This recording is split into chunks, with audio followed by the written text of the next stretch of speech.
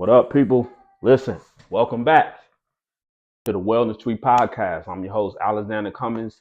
Listen, I hope this information has been extremely helpful for you.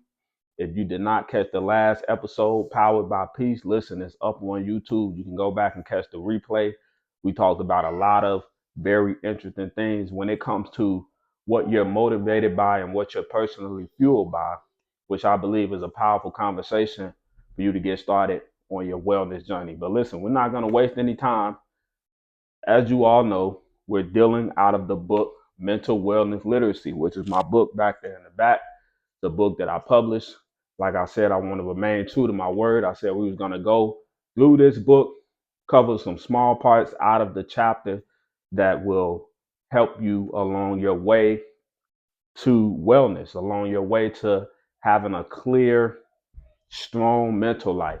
Listen, I'm excited to continue on this journey with you all. We're going to hop into chapter 3 this week, right? Chapter 3, title of that chapter is called Mental Prisons in the book Mental Wellness Literacy. And listen, let's not waste any time. First of all, if you like this content, don't forget, hit the like and subscribe button at the bottom of the page.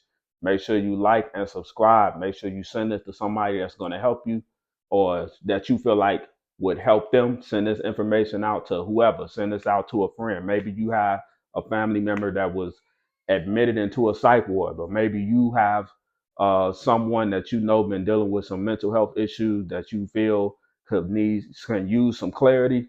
Listen, send this content to them so this information can get out. All right.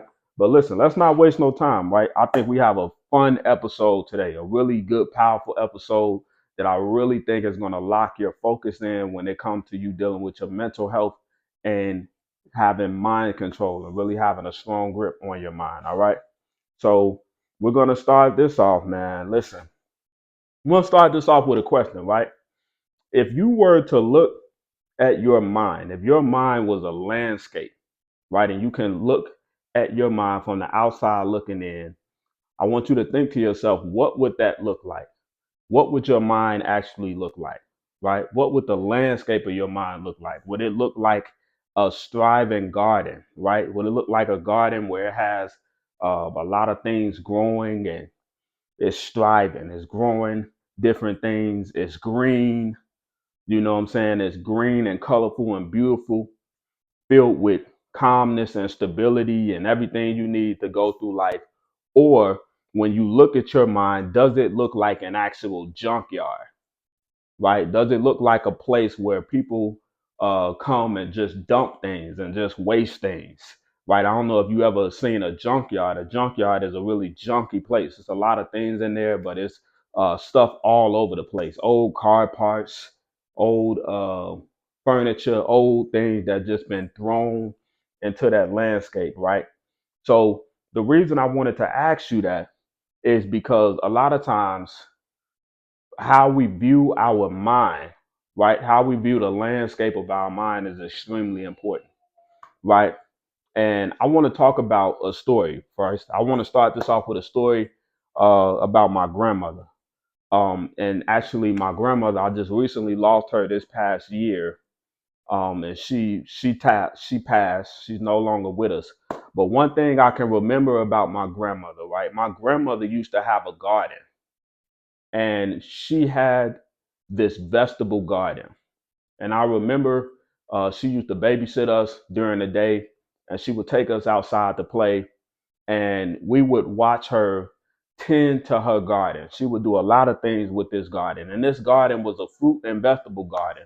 I remember her growing carrots. I remember her growing tomatoes and different things like that that she would grow within this garden. And she would tend it. She would make sure that it was up every day, and she would make sure that it was watered. She would water it all the time and go back and pick those fruits and vegetables that she would actually get from that garden, and she would implement those into her meals. And I remember being a kid, right, and we was coming up, me and my brothers and people that were inside of this daycare that my grandmother used to have.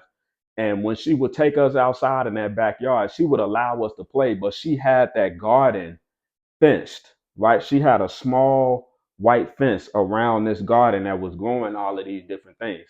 And she used to protect it from us. Cause as kids, when we get outside and we get in the backyard, we're running everywhere, we're getting inside of everything.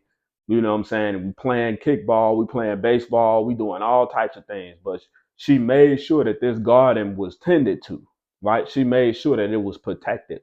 And a lot of times, what I want to get to is from that concept as people, what are we protecting when it becomes something that's sacred to us, right? And in this case, I'm talking about our minds, right?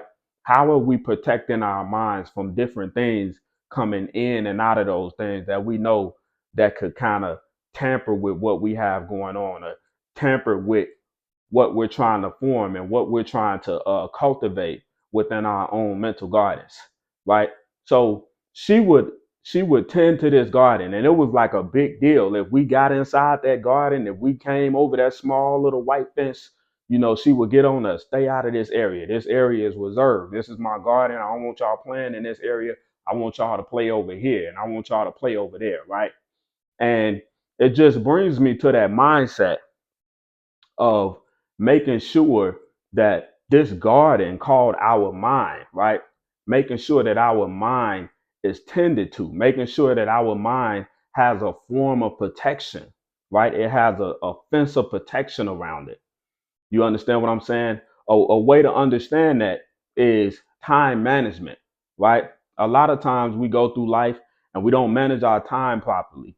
So different distractions and different things can come in and out of our life, and it throws off our time. And next thing you know, we're not completing things when we need to complete them. We're not reaching goals that we set out to reach because we're always, lacking time, right? So time management really speaks to that whole idea of this our mind being protected, right? Our thought life being protected, how we're managing our time, the things that we're doing with our time, and so on and so forth.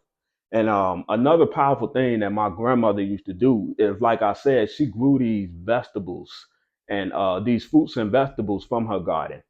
And she would use those fruits and vegetables and actually cook with those things, right? And it was based on what she was doing with her garden. It was based on her keeping it up. It was based on her making sure that it was watered. She had to make sure the dirt was right. She had to make sure the watering was consistent. She was always out there, whether it rained. You know what I'm saying? If it was a very sunny day, she was out there on that thing, right? And it calls her to cultivate these fruits and vegetables, which are extremely healthy for people, right? Extremely healthy for people to eat. Extremely healthy, I know, for us to eat, because every time she made us something, she was incorporating those things that she cultivated within her garden, right? And that brings me to another thing as it pertains to this mind concept and us viewing our mind as a garden. A lot of times, what are we watering our minds with, right? If you're a person that you're always watering your mind with good affirmations, you're always watering your mind with knowledge, books, different things that you can read to elevate your level of intelligence, that thing will cause you to cultivate ideas, right? Healthy, good, powerful ideas that you can actually implement into your life and start to see those things come into manifestation, right? Based on you making sure that your mind is watered with words of affirmation, is watered with knowledge. In some cases, it's watered with the word of God. Some of you, you might study the Bible, or some of you might study the Quran. Whatever the situation is, you're watering your mind. You're being intentional about making sure you get that time and space to implement those seeds into your mind. And as a result of you doing that, your mind gives you things back that you could incorporate into your own life, right? It gives you ideas back, right? It gives you concepts back. It gives you an understanding of your life and what's going on around you, and different things that you can implement to cultivate an environment that's suited for you, right? An environment that's striving for you, an environment that's powerful for you to walk out in your authenticity, to walk out into your purpose, your calling, whatever it is you're trying to walk out into, right? So I thought that just came to my mind and talking about the concept of the garden and different things like that. But I want to read this point out of my book, right? In chapter 2, where I talk about that. And in this section in my book, I thought it was real powerful. Your mind is the most valuable tool you will navigate in life. It needs to be guarded with extreme security. That's a big point right there, right? Being guarded with extreme security, meaning you're very intentional about what you're letting inside of your mind. You're very watchful. You understand what I'm saying about the things that are coming inside of your mind, it's coming inside your eye gates and ear gates. What are you listening to? Like one thing for me, I don't like really bad rap music, right? Toxic rap music. I think that is unhealthy because a lot of times when you listen to these different rap songs and these different rap artists, they talking about shooting and killing and different things like that and cheating on their girlfriend or whatever. I feel like a lot of times I feel like those things are very toxic and negative, and I just avoid listening to them because I don't want my mind to be in that place. Because next thing I'm playing these songs over and over, and the next thing you know, I'm thinking about doing those things, or I'm in a offended place, or whatever it is. So that's a powerful thing, right? Make sure your mind is guarded with extreme security. Also, I put in this book, it needs to be guarded with extreme security. It needs to be tended to like a garden, right? Tending to your mind, watering your mind with what it needs to be watered with so that it can start to cultivate these different things within your life, these different ideas within your life, right? So, another part that I put inside of this book, I thought is extremely powerful. Think about this. Think a moment about this. Have you allowed your mind to become a junkyard? Has your mind been growing weeds and molds because it's always left unattended? If you allow your kitchen to remain dirty for months, you will have all kinds of deadly things growing and molding, and it will be obvious to visitors, right? And what I mean by that is being obvious to visitors is that this mental activity will start to spill out on people you love, your peers, and your workplace and your family. Have you ever thought about that before? Like a lot of times when you're getting off into this negative path and you're letting all these things inside of your mind and you're being influenced by these different things, that these things start to spill over into people around you, right? It starts to spill over into your personality. And the next thing you know, you're taking this out on people that you love, right? You taking this out on your wife. You're taking certain things out on your kids. You're taking things out on people that are for you, friends, relationships, right? And it's all because your mind is being left unattended, right? So we always want to make sure that we're tending to what's going in and out of our minds so that we can have good things flowing from our conscious and good things flowing from us that's affecting our families around us and different things like that. So if we got a lot of positive um uplifting things flowing from our mind, our family will be a result recipient of that, right? Like everything that you do well, everything that you accomplish, the people around you will be recipients of that. And that's all because how you're tending to your mind, the things that you're doing that are cultivating you mentally, right? So we want to make sure that we're doing that. We want to make sure that our mind is in a great place and that it's not spilling over people that's around us. It's not spilling on to the people that we love. It's not spilling on to our spouses, our children, right? Our children need us. Our children need us to be. I have two children.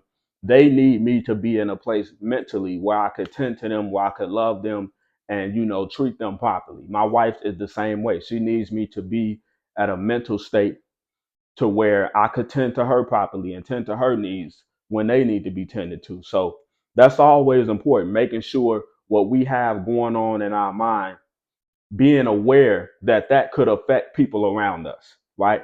And we don't want that to negatively affect people around us. So listen, to end this episode, to kind of land this plane, the thing that I want to put emphasis on, the thing that I want to make sure that you all grasp from this episode is really looking at your mind in the concept of a garden, right? Not a concept of a junkyard.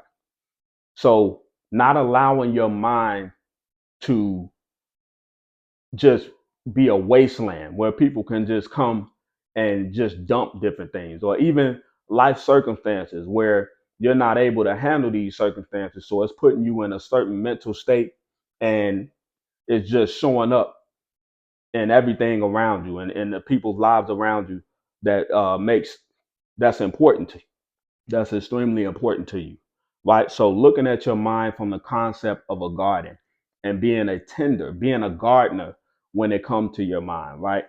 Making sure that your mind is watered with what it needs to be watered with, making sure your mind is at the place that it needs to be, and you being intentional about what's going in and out of your mind.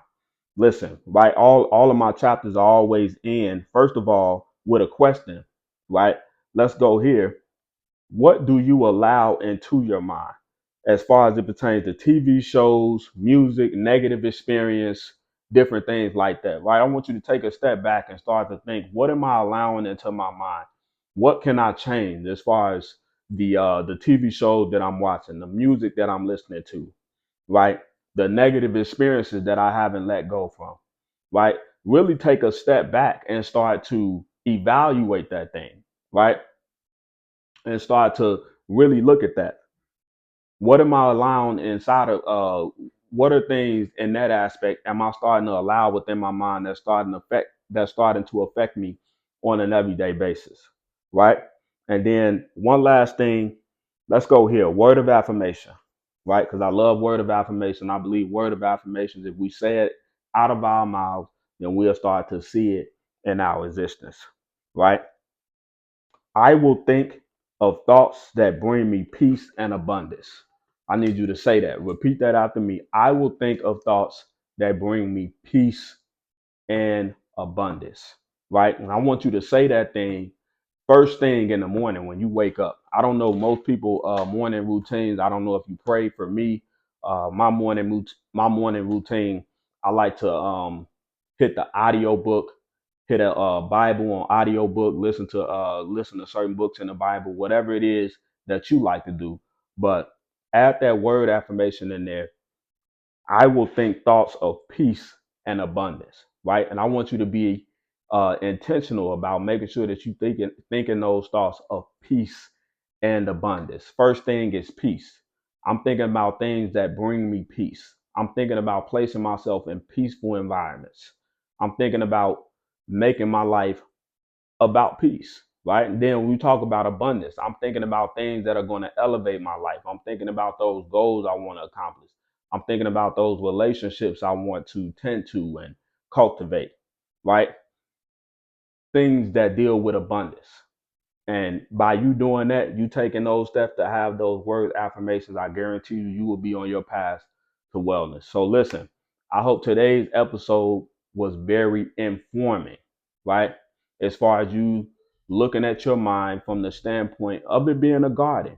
How are you tending to your mind? Are you tending to your mind? Are you watering your mind with what it needs to be watered with so that it can cultivate these ideas and these things that we could actually take inside of our life and use and take us to another level, right? So make sure you're doing that. Listen, I hope this episode was helpful. I hope it I hope it's something that you can use and implement. I know for a fact it's something that you can use and implement just to put you in a place of awareness. So listen, once again, thank you all for tuning in with me, and I'm gonna see y'all next week for chapter 5. Listen, we getting right through the book. We already in the middle of the book. I'm already ready for what's gonna take place next week. All right. So see you all next week. Peace.